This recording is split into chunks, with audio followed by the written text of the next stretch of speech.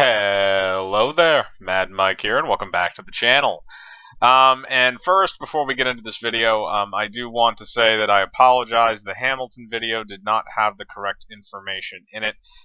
Thank you for Alternative Nerd and one other who pointed that out in the comment section. I have deleted the video because I do not wish to put any false information out there about what's happening. The Hamilton film is actually a pre-recorded theatrical presentation of Hamilton that is just going to be put in theaters. However, it is true that Disney did pay $75 million to get the distribution rights to it, and it will be hitting theaters in 2021. So those were accurate points, but I did want to correct that before we get into this. And this is kind of a broad topic, and this is the idea that you can see a paramount shift in what the Academy thinks is good and what the general public thinks is good. Now, I'm saying this because the 2020 Oscars are coming up very soon. They're right around the corner. Whenever you hit February, it's always the mad rush to the Oscars. You're in the mid. It's the grand finale of the award season. And I put out a video last year that basically said, like, I don't give a shit about the Oscars, and I don't. Because 90% of the time, the films that are probably going to win a majority of awards, I've either never seen or I don't give a shit about, because a lot of the times they're films that, you know, they go into, like, you know, art house theaters for like 2 months and then they get ripped out and that's it. They have a very limited theatrical release, or they're films that are being snubbed by the Academy, you know, stuff from Netflix and things like that. Which there are some Netflix titles in there for Best Picture this year, much like last year. And last year, like I said, they had Roma up, and that wound up losing out to Green Book, which was a studio film. But this year, they actually have at least one Netflix title that I know of with Marriage Story with Adam Driver and Scarlett Johansson, which I've heard is actually very good, even though I haven't sat down and watched it. I'm not one of those kind of. I'm not really heavily into very serious family dramas. I always find it kind of uncomfortable. But I've been told it's a good movie. Adam Driver, I know, is a good actor. Scarlett Johansson, I know, can pull off a good acting performance. Again, it doesn't seem like a movie that shouldn't be on there. But again, it's from Netflix.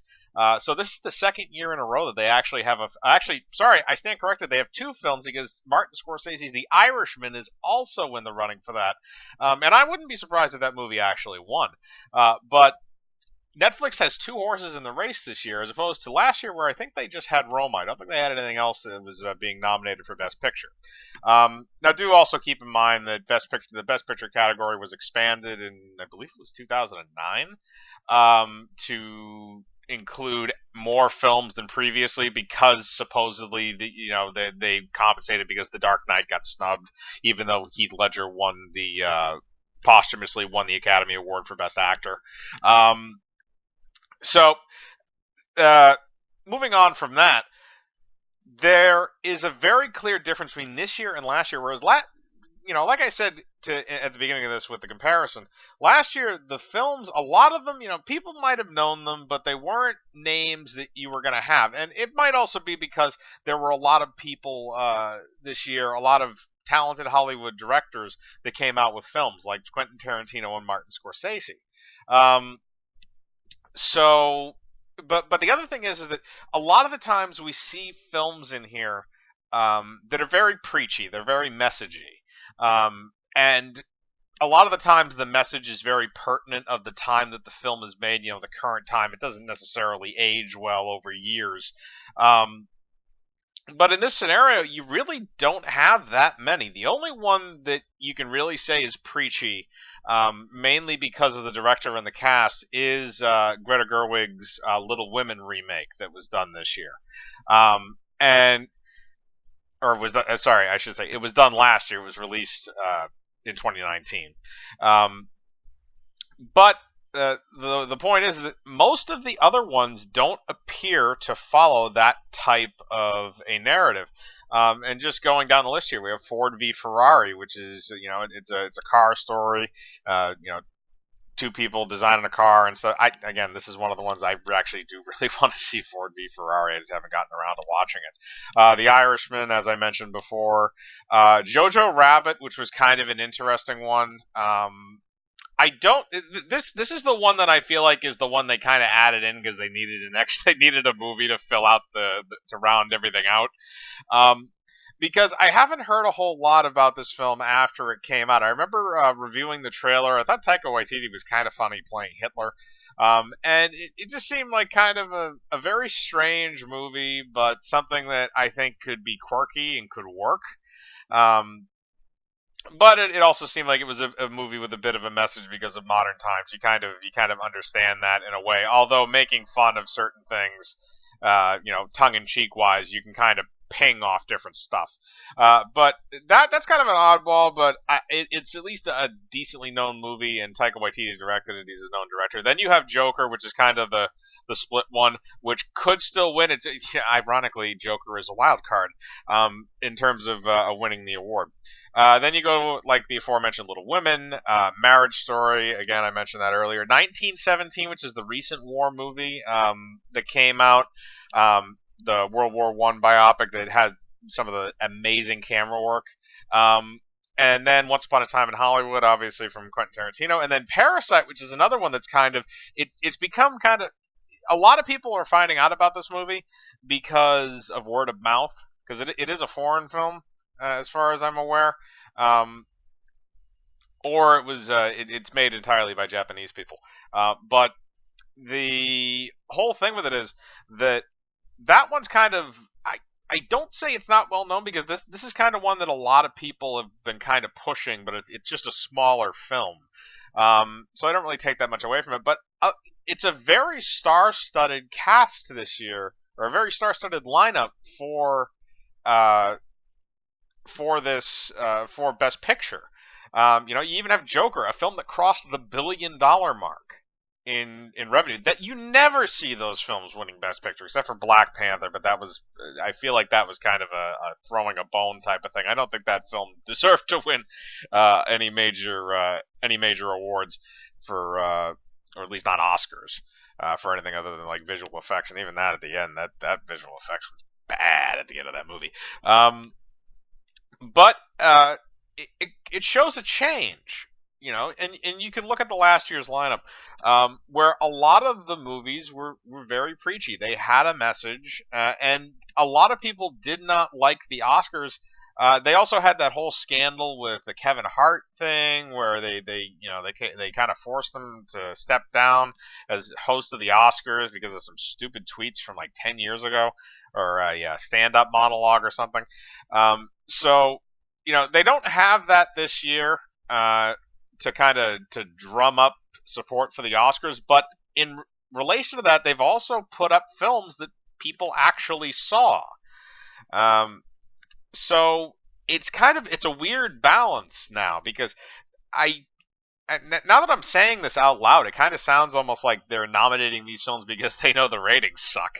But Hollywood people don't care about actors anyway. The executives give a shit about money. The actors seem to not care about anything. But this is kind of one of those weird little things that I'm curious if it will continue with next year's Oscars. I mean, again, like I said before, a lot of really good directors put out films this year, so obviously they're not putting out another film next year. Oh, actually, I shouldn't say that. Some of them might be, but probably not a film coming out next year from these guys because it does take a while to get these things off the ground and get them made. But again, it's a very interesting cast, and I would like to see it continue. I would like to see films that audiences and critics agree on to be nominated for these kind of awards. Because if you don't do that, then you're going to lose the general audience people that are going to watch these award shows. Some people watch it because they like to see the celebrities. Some people watch it because they like a movie or something that's nominated for a category, or they're looking for a movie they like that's nominated for a few categories to win. It's those type of people that mostly watch these award shows, and you're losing that crowd because you're not giving them anything to latch onto. You're not giving them a movie that they really liked that's going to win an award that really matters. There's really, if you look at the Oscars, there's really only a few awards that really, really matter. The Best Actor, Best Actress, Best Supporting Actor, Best Supporting Actress ones, Best Picture, Best Screenplay, um, Best Director. And I think those are really the major ones that everybody looks at. Nobody looks at the visual effects or the sound editing or stuff like that. Sometimes the score, sometimes the best score is a good one too. That's one that people really like. But most of the visual effects stuff is just kind of like, okay. That's why they're handed out first. Or sometimes you have the best animated feature, or best short film, and stuff like that. Those are kind of second tier to everything else. But the really important ones. Oftentimes, they're kind of off on their own as opposed to some of the lower ones, and you don't really see a lot of those big budget films reach those higher level ones, or the actors and actresses that are in them. So again, this is something very interesting, but it's something that I would like to pay attention to because I kind of hope that the Academy and the general public, their tastes kind of drift back together, because I think it makes for a better show. Even though again I don't watch it, I'm just saying for people that do, it makes a better show, and ultimately I think it makes a better, I guess, product, or a better face for the film industry. When you can showcase this kind of stuff. But that's just me. I'm kind of curious what you think about the 2020 Oscar lineup. Do you care? Do you not care? Are there any movies on there that you would like to see win? Or for any other category, directors, actors, actresses, writers, anything like that? Anybody that you would like to see win an Oscar this year that's been nominated? But after that, again, thank you for listening. Remember to put any thoughts you have on this in the comment section below, as I said before. Hit the bell for notifications, hit the like button, subscribe, and remember, I live my life free of compromise. Do you?